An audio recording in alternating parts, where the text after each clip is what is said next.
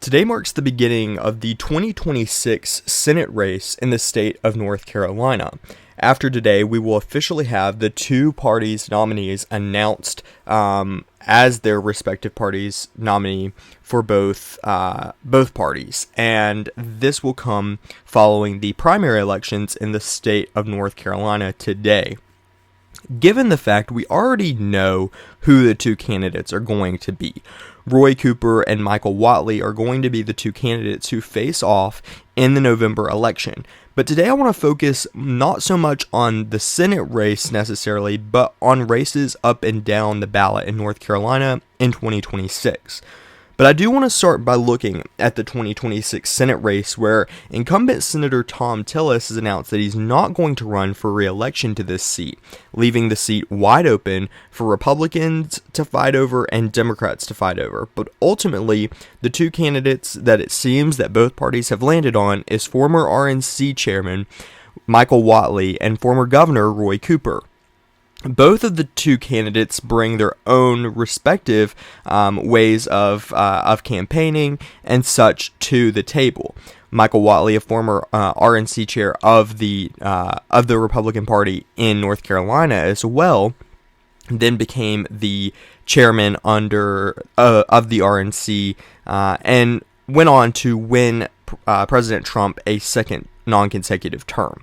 So with all of this said, let's look more deeper into the aspects of the races in North Carolina, not only the Senate race, but more specifically the other races on the ballot, such as the House, the state Supreme Court, and state Senate, state House, etc.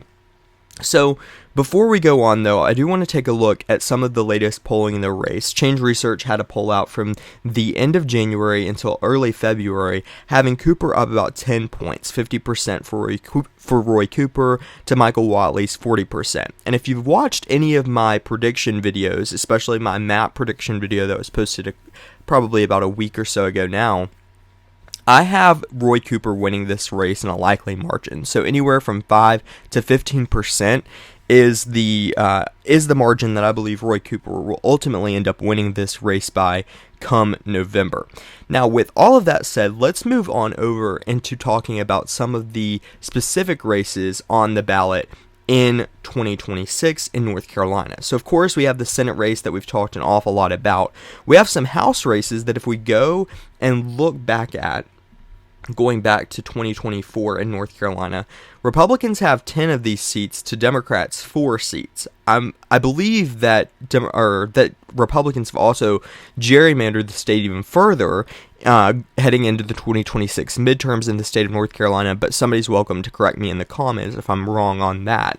So as of this point, this could also have a significant impact on down ballot races. I mean, we see districts such as North Carolina's 11th with Edwards going 13.5% towards Republicans. But if it is true that they have gerrymandered this further, there is a possibility that some of these districts have been drawn to be closer in ways that could ultimately impact the races as a whole in the state of North Carolina, given the fact that that so many of these districts could be in a closer competitive race, which could lead Democrats to actually end up being able to win some of the races that were otherwise not expected to. Now, of course, I don't know the specifics on the North Carolina redistricting, and I definitely need to do more research. If you're curious about that, though, I can definitely do that and make a video more in depth about that as well.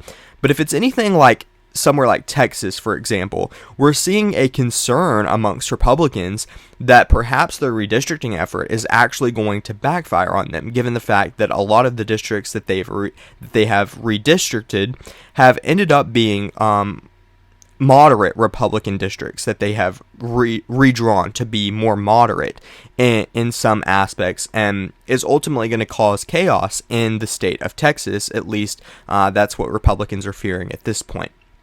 So with all of that said on the House races, let's move on to another important race on the 2026 ballot in North Carolina, and that's the state Supreme Court election. So other than the Senate election, the only other race that's going to appear on the statewide ballot is going to be the state Supreme Court race. This one's going to be quite interesting, in my personal opinion, because it's Anita Earls, the Democrat, facing off against Sarah Stevens, the Republican, who happens to be a state representative from the state of North Carolina right now. Now, Change Research had a poll conducted, the same one with Roy Cooper up by 10, that had Anita Earls up by 2 points. And I wanted to make note of this because if someone like Roy Cooper is able to win the state of North Carolina by, 10, 11, 12 points, this could certainly bring Anita Earls over that margin that she needs to overcome any sort of Republican challenger, such as Sarah Stevens, who actually could be a credible threat.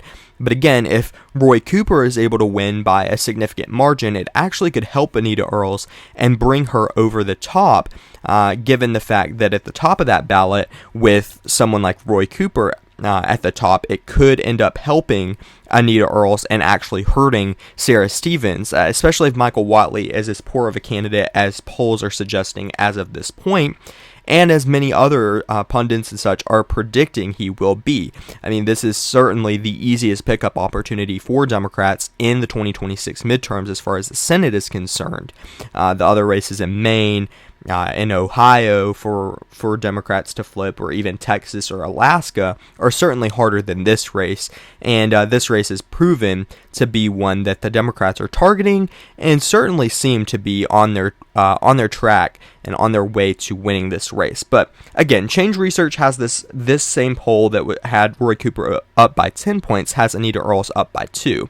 So perhaps, Roy Cooper does end up winning by 10, 11, 12 points. This could end up moving Anita Earls over that bump she would need to end up winning this race in the November elections. So with that said, some of the other races that could be impacted by the top ticket as far as the Senate's concerned is the state Senate, the state House, and of course even more localized elections as far as school boards and such could be impacted by a Roy Cooper candidacy at the top of the ticket in North Carolina. So given that fact, I want to take a look back at Roy Cooper's winning odds in the state of North Carolina. He's won the state multiple times. I mean, he won it in 2020. He won re-election to the state as their governor by 4.5%.